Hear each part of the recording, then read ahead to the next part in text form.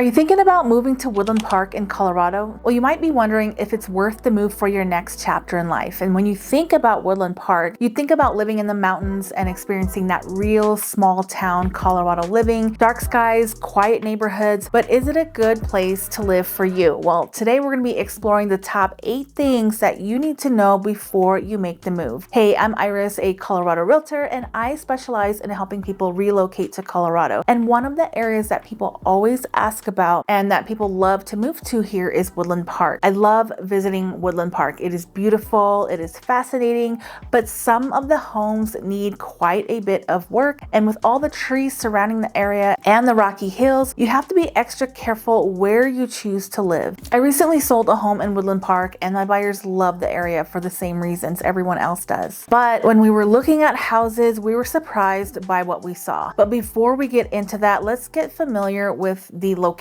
of Woodland Park. Now, Woodland Park is located west of Colorado Springs, literally through the mountains about 30 minutes. It's not in El Paso County though, where Colorado Springs is. It's in Teller County with all the mountain towns going west. It's known as the city above the clouds, and it's a home rule municipality, which just means that they have more control over their own affairs, like how it's structured, the finances, local policies, without needing specific approval from the state for every little thing. As long as it doesn't violate those rules that break the bigger state laws, then they can pretty much do what they want. But what's really cool about Woodland Park is that it's surrounded by Pike National Forest with endless views of trees and mountains. The air is crisp and the sky is sunny, but that doesn't mean that it's a perfect place to live. But we'll get more into that in just a minute. I really do love driving through Pike National Forest. In fact, around Christmas time, a lot of people like to chop down their own Christmas trees in the forest. You do have to have a permit, but I think that's a really fun experience and memory to have when you're out with your kids or you have family in town. It's a great experience for everybody. Woodland Park is an old town with a lot of history, as you would expect from a mountain town. From being a lumber industry to ranching and rodeos, it's grown so much and is continuing to grow. Now, the next thing to know about Woodland Park is the weather. The weather in Woodland Park is so beautiful. It's an alpine subarctic climate, which just means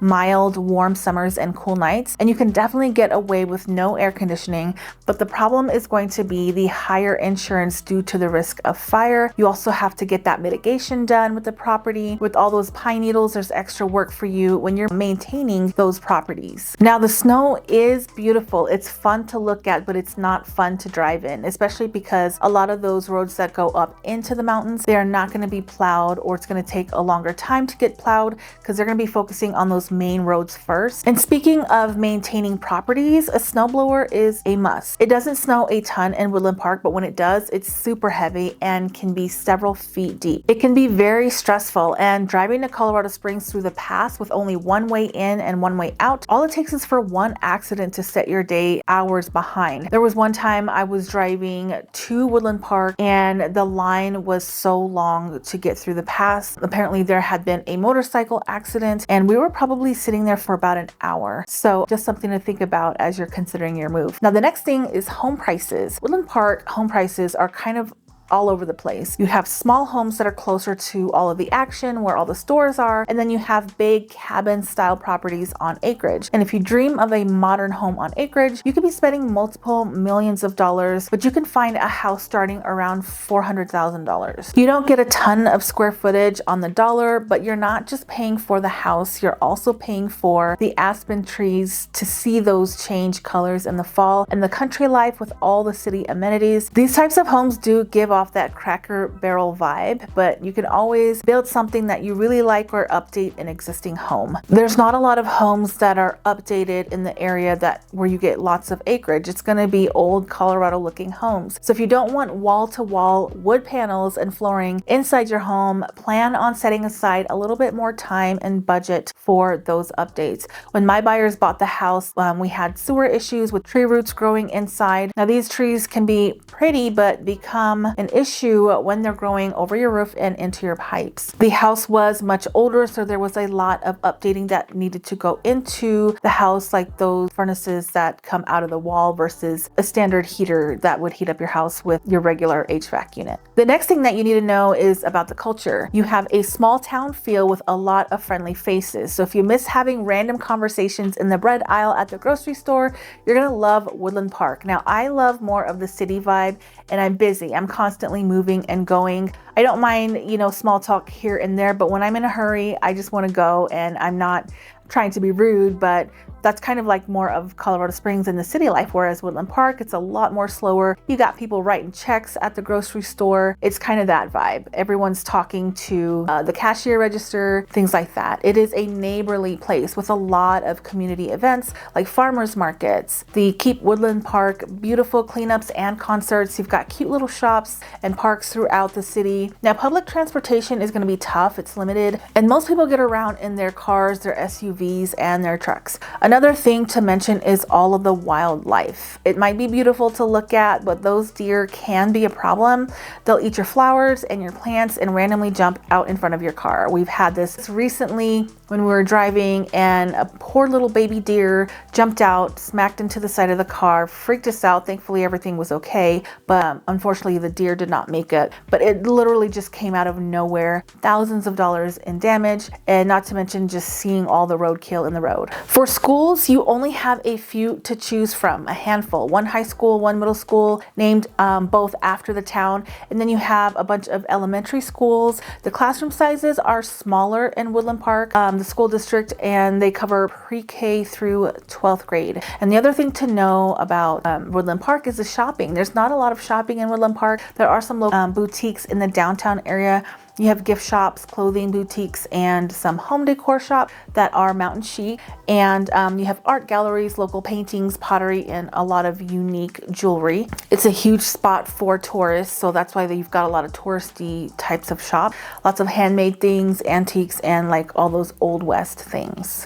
Next, let's talk about all the things that you can do. Woodland Park actually does have quite a bit to do. You've got the eats and treats. Woodland Park is full of mountain cafes, brew pubs, bakeries. The mom and pop shops, places like the Donut Mill, are really popular and are practically shopping stops on their own because people load up on gifts and things to take home. Given its location, that again right by Pike National Forest and Mueller State Park, you're going to find a lot of outdoor things, a lot of outdoor outfitters that sell gear like for camping, hiking, fishing, and off-roading. And for bigger shopping, you can go to Colorado Springs for your Target and Costco things in the mall. There is a Walmart there. There is a Safeway there. But a lot of locals will have to drive 20 to 25 minutes into Colorado Springs to get all of a lot of stuff that they can't get right there in town. Woodland Park is more about the unique and local shopping experience rather than those chain stores. There's a ton to do in Woodland Park, whether you're into adventure or just chilling out. Lots of outdoor activities, as I mentioned before, hiking, fly fishing. You can explore rugged trails,